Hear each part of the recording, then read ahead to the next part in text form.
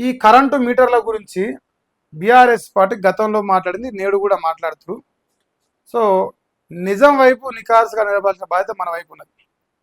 ఇప్పుడు వీళ్ళు ఒకసారి ఏం మాట్లాడుతుందండి, ఉచిత విద్యుత్తు రద్దు, కరెంటు ప్రైవేటీకరణకు కాంగ్రెస్ కుట్ర చేస్తున్నట. ప్రీపెయిడ్ మీటర్లతో విద్యుత్ రంగాన్ని ప్రైవేటు పరం చేయబోతున్నట. వ్యవసాయ మోటార్లకు రేవంత్ రెడ్డి ప్రభుత్వం మీటర్లు పెట్టబోతున్నది. సర్కారు కుయుక్తులను ప్రజలు వ్యతిరేకించాలి, కాంగ్రెస్ ఫ్యూజులు పీకేయాలి, కాంగ్రెస్ అధికారంలోకి వస్తే ఉచిత విద్యుత్తు పోతుందని ఆనాడే హెచ్చరించడం. ప్రతి ఒక్కరి ఇంట్లో ప్రీపెయిడ్ కరెంటు మీటర్లు రాబోతున్నాయి. కేసీఆర్ మెడపై మోదీ కత్తి పెట్టినా ఒప్పుకోలే. 3 నెలల్లోనే మీటర్లు అంటున్న రేవంత్. ధాన్యం కుప్పలపై రైతులు చస్తున్నా పట్టించుకొని కాంగ్రెస్ ప్రభుత్వం. అంబర్పేట కార్యకర్తల సమావేశంలో BRS working president KT Rama Rao. So ఆయన వాళ్ళ పార్టీ కార్యకర్తలని అందరిని దగ్గర పెట్టుకొని ఇవన్నీ విషయాలు చెప్పే ప్రయత్నం చేస్తుంది. ప్రీపెయిడ్ మీటర్లు పెట్టబోతున్నట్ట రేవంత్ అన్న. మరి గతంలో కేసీఆర్ ఒక మాట అంటే నా మెడపైన కత్తి పెట్టినా సరే రైతుల మోటార్లకు నీ మీటర్లు పెట్టనని చెప్పేసి బాజాప్తా ఆనాడు నరేంద్ర మోదీ ప్రభుత్వాన్ని వ్యతిరేకించారు. సో అలాంటి పార్టీలో ఉన్న నాయకులు, కేసీఆర్ పెట్టిన బీఆర్ఎస్ పార్టీలో ఉన్న నాయకులు, కేటీఆర్ కావచ్చు, జగదీష్ రెడ్డి కావచ్చు, రైతాంగం పైన ఖచ్చితంగా శ్రద్ధ చూపిస్తూ రైతులకు వాళ్ళ మోటార్లకు మీటర్లు పెడితే ఊకునే ప్రసక్తే లేదు. దానికి తోడు కాంగ్రెస్ ప్రభుత్వం మీటర్లు పెట్టాలి, ప్రీపెయిడ్ మీటర్లు అట్ట. ఇంకా చూడండి, ఇప్పుడు ప్రీపెయిడ్ పోస్ట్ పెయిడ్ మీకు సిమ్ములు ఉంటాయి తెలుసు కదా, అట్లా అనమాట. కరెంటు మీటర్లలో కూడా అన్న ప్రీపెయిడ్ పోస్ట్ పెయిడ్ తెచ్చింది. ఇది ఇందిరమ్మ రాజ్యం యొక్క ఘనత, ఇది రేవంత్ రెడ్డి ప్రభుత్వం యొక్క ఘనత. ఈ ఘనతను మీరు అందరూ కీర్తించాలి. వాస్తవానికి ఇంత మంచి పని చేసే ముఖ్యమంత్రి ప్రపంచకంలో ఇక్కడ దొరకడు కాబట్టి మనకు దొరికినందుకు మనం సంతోషపడాలి, అదృష్టంగా ఫీల్ కావాలి. మరి ఈ రేవంత్ రెడ్డి నీళ్ళు ఇవ్వకపోతే చెప్పాయి సరే, మనందరు తెలుసు నీళ్ళు ఇవ్వకపోతామని. కాళేశ్వరాన్ని కావచ్చు, నాగారి సార్ కావచ్చు, శ్రీశైలం కావచ్చు, అన్నీ ఆంధ్రులకు చంద్రబాబు నాయుడు కోసం దోషి పెడతాడు. ఎందుకంటే ఆయన ఆంధ్ర పార్టీ టీడీపీలోకి వెళ్ళి వచ్చినాడు కాబట్టి. మరి కల్వకుంట్ల చంద్రశేఖరరావు గారు తెలంగాణ రాష్ట్రంలో 24 గంటల కరెంట్ ఇచ్చిన ఒకే ఒక మనగాడు ఈ దేశవ్యాప్తంగా కూడా. ఆ 24 గంటల కరెంట్ ఇవ్వకపోగా కరెంటు కటింగ్లు పెట్టగా, కానీ రైతులు పండించే పంట దగ్గర మోటార్లు పెట్టుకుంటే ఆ మోటార్లకు మాత్రం మీటర్లు పెడతారట. ఇక దీనికి తోడు డిస్కౌంట్లు, కొత్త డిస్కౌంట్లు, అప్పులు తెచ్చేటందుకు, ఇంకా రాష్ట్రాన్ని ఆగం చేసేందుకు ఆయన డిస్కౌంట్ల పేరుతో ఇంకో డ్రామా ఆడుతుంది. మరి రైతాంగం ఇవాళ మనందరికీ తెలిసిందే, రైతు బంధు 15,000 రూపాయలు ఇస్తామని చెప్పేసి కాంగ్రెస్ అధికారులకు వచ్చింది. రైతు బంధు ఇవ్వకున్నా, రుణమాఫీ చేయకున్నా, యూరియా బస్తాలు ఇవ్వకున్నా, రాష్ట్రంలో రైతులు పండించిన పంట కొనకున్నా, వర్షాలకు పంట ఆగమైపోతున్నా, ఎన్ని బాధలు పడైనా ఈ రాష్ట్రంలో 4 కోట్ల మంది కడుపు నింపడానికి రైతు కష్టపడతా ఉంటే ఆ రైతు మీటర్లు పెట్టి ఇంకా ఇంకా ఇంకా ఇంకా పీల్చుక తినే ప్రయత్నం. ఈ రాష్ట్రంలో ఆల్రెడీ తాగుబోతుల మీద పైసలు సంపాదిస్తారు, రెవెన్యూ శాఖలో భూముల రేట్లు పెంచి పైసలు సంపాదిస్తారు, భూములు అమ్మి పైసలు సంపాదిస్తారు. ఇన్ని రకాలుగా పైసలు సంపాదిస్తే ఓన్లీ రైతు మోటార్ కాడ కూడా మీటర్ పెట్టాలనే ఈ దుర్మార్గమైన ఆలోచన దేనికి? పోనీ ఇన్ని రకాల సంపాదించిన తాగుబోతుల కాంచి కావచ్చు, రెవెన్యూ శాఖలు కావచ్చు, దీంట్లో కావచ్చు, ఇంకా దేంట్లోనైనా కావచ్చు, ఆఖరికి ట్రాఫిక్ చలాన్లు కూడా వదులుతలేరు.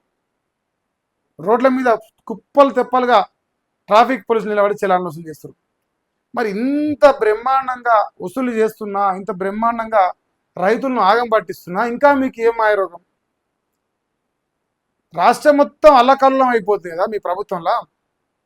ఇంకా ఇన్ని రకాలుగా డబ్బు సంపాదించినా మళ్ళీ అప్పు చేస్తూనే ఉంటారు. మరి ఇంత చేసినా మళ్ళీ అభివృద్ధి శూన్యం. దున్నపోతు ఎంతో గంతే, ఎవడన్నా మొత్తుకొని ఎవడన్నా తిట్టని 7 దోషుల్లో మన్నెత్తిపోయినాయి, మాకు అక్కర్లే, ఇక 3 ఏళ్ళు ఉంది, ఈ 3 ఏళ్ళు నాగిండా అని చెప్తాం. ఇక తర్వాత ఇక మళ్ళీ ఒక అవకాశం ఇవ్వాలి జీవితంలో. మరి వీళ్ళైతే ప్రాపర్గా రైతుల పైన ఫోకస్ చేసిరే. ఇగో థర్డ్ డిస్కమ్తో రైతుకు ఉరి పెడతారట. ఎట్టి పరిస్థితుల్లో ఈ డిస్కమ్ను అనుమతించొద్దంటారు. అప్పులతో పుట్టిన డిస్కమ్ నుంచి రైతు సేవలు ఎలా చేస్తారు? ఈఆర్సి అనుమతి లేకుండా ఎలా ప్రకటిస్తారు? రౌండ్ టేబుల్ సమావేశంలో ఎలక్ట్రికల్ రిటైర్డ్ ఇంజనీర్లు క్వశ్చన్ చేస్తారు. ఈఆర్సీకి తీర్మానాలు అందజేసేందుకు నిర్ణయం అని చెప్పేసి వస్తూ ఉంది. ఇక ఆర్డిఎస్ఎస్తో రాష్ట్రం చీకటి అట. ఈ స్కీముతో వినియోగదారులకు శాపం అట. విద్యుత్ రంగం ప్రైవేటీకరణకు సర్కారు కుట్ర చేస్తున్నది. రైతు డిస్కమ్ను అదానికి కట్టబెట్టే ప్రయత్నం చేస్తూ ఉన్నది. స్కీమ్కు వ్యతిరేకంగా బీఆర్ఎస్ పోరాటం చేస్తున్నది. మాజీ మంత్రి ఎమ్మెల్యే జగదీష్ రెడ్డి గారు ఆయన స్థాయిలో ఆయన క్వశ్చన్ చేస్తాం. సో ఇది అదానికి కట్టబెట్టే ప్రయత్నం అంటారు స్కీమును. మరి రేవంత్ అన్న దయచేసి మీరు రాజకీయం చేసుకోరి, మీరు ఏమైనా వ్యవహారం చేసుకొని తప్పేం లేదు, మీరు చేసుకొని నష్టం కాదు. కానీ రైతు వరకు కొంచెం మానవత్వంతో ఆలోచించి రైతు ఇలా రేవంత్ రెడ్డో లేదంటే జగదీష్ రెడ్డో కేటీఆర్ మహేష్ గాడ్సన్ మీరు నేను ఎవరైనా కావచ్చు, ప్రతిరోజు పట్టణంలో వండుకొని నోటికాడికి 3 పూటల 5 ఏళ్ళు పోతున్నాయి అంటే ఓ రైతు కష్టం, ఓ రైతు కష్టమే. ఆయన చెమటోడిస్తేనే మన నోటికాడికి ముద్ద వస్తున్నది. ఆలోచన చేయరి. రైతుల మోటార్లు ఇలా పెద్దగా వేల సంఖ్యలో బిల్లులు ఏమి రావు. రోజు 1 గంట సేపు ఎత్తారు, రోజు 2 గంటలు ఎత్తారు. అందరూ పొద్దుగులు తేరు కదా. రైతుని మాత్రం బాధ పెట్టి మీరైతే ముందర పడరా అని గ్యారంటీ ఇస్తుంది. దాంట్లో మట్టి కొట్టుకొని పోతారు. నా భాషలో చెప్పాలంటే పురుగులు పడిపోతారు. రైతులు బాధ పెట్టినాడు ఎవరైనా సరే, అది కేంద్ర ప్రభుత్వం కావచ్చు, రాష్ట్ర ప్రభుత్వం కావచ్చు, ఇంకెవరైనా కావచ్చు. సేమ్ టు సేమ్ న్యూస్ కూడా రాసింది. ఉచిత విద్యుత్ రద్దు చేస్తారు. అందుకే మీటర్లకు ప్లాన్ చేస్తారు. ప్రీపెయిడ్ మీటర్తో విద్యుత్ రంగం ప్రైవేట్ పరం అవుతున్నది. కాంగ్రెస్ కరెంటు కుట్రలు తిప్పికొట్టాలి. కేసులకు భయపడి మోదీకి రేవంత్ తలొగ్గిండు. ఆనాడు కేసీఆర్ మెడ మీద కత్తి పెట్టినా ఒప్పుకోలేదు. ఫ్యూచర్ లేని ముఖ్యమంత్రి ఫ్యూచర్ సిటీ కడతా అంటే ఎవరు నమ్మడం లేదు. అంబర్పేట కార్యకర్తలతో ఈ ఫ్యూచర్ సిటీ జోలి పాడుగాను. రేవంత్ రెడ్డికి లక్షల కోట్లు సంపాదించాలని ఒక ఆకాంక్ష ఉన్నది. ఆ లక్షల కోట్లు రావాలంటే ఆ ఫ్యూచర్ సిటీలో వస్తాయట. మరి చేసుకొని రాదు. ఆయన సంపాదించుకోవడానికే ముఖ్యమంత్రి అండి. జనం కోసం అయిందా, ప్రజలకు ఏమైనా మేలు చేస్తుందికైందా? మీటర్లు పెడితే ఉద్యమం చేస్తారట. ఉచిత విద్యుత్ రద్దు కోసమే ఈ కుట్ర చేస్తారట. ప్రజలను చీకట్లోకి నెట్టే ప్రయత్నం అట. మోడీకి గిఫ్ట్గా రాష్ట్రాన్ని అప్పగిస్తారట. ఇంకా యూపీలో స్మార్ట్ మీటర్లపై ప్రజలు తిరగబడితే పోరాటానికి రాహుల్ మద్దతు తెలిపినట.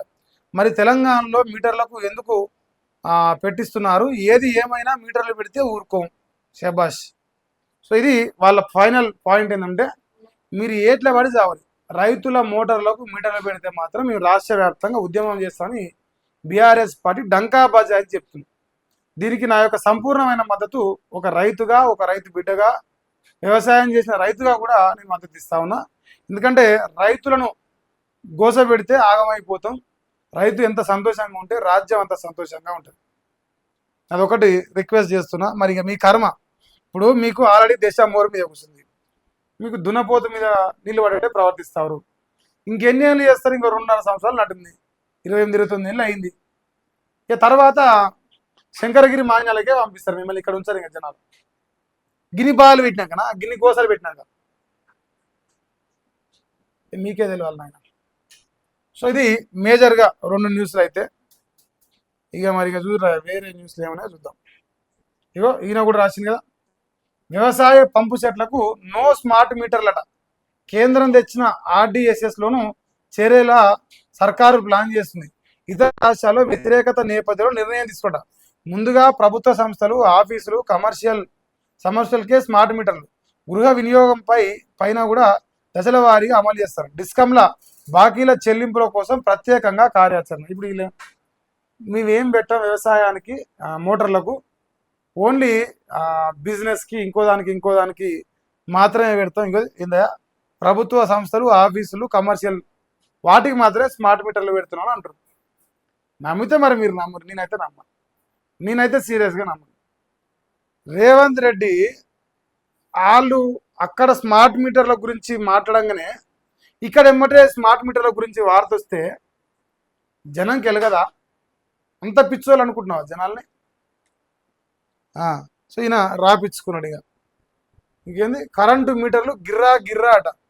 తీవ్ర ఎండలు వడగాల్పులకు పెరిగిన ఏసీ కూలర్ల వాడకం, జిహెచ్ఎంసీలో రికార్డు స్థాయిలో విద్యుత్ వినియోగం అట. 20% గృహజ్యోతి ఇళ్లలో 200 యూనిట్ల కరెంటు దాటిన కరెంటు బిల్లు అని చెప్పి అందరు కరెంటు బిల్లు కట్టిర్రు. అది చెప్పురి, కరెంటు బిల్లు కట్టిర్రు వాళ్ళంతా.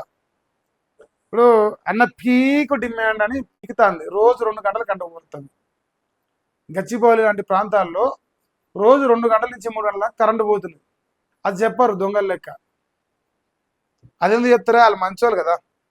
సో మొత్తం ఇలా కరెంటు కరెంటు కరెంటు మీదనే నడుస్తున్నాయి వార్తలు. అయితే కరెంటు రాష్ట్ర వ్యాప్తంగా చర్చ అవుతుంది. ఇప్పుడు పెట్రోల్ అయిపోయింది, డీజిల్ అయిపోయింది, సిఎన్జి అయిపోయింది, ఎల్పిజి అయిపోయింది. ఇప్పుడు లాస్ట్కి కరెంటు కాడికి వచ్చింది వెళ్ళి.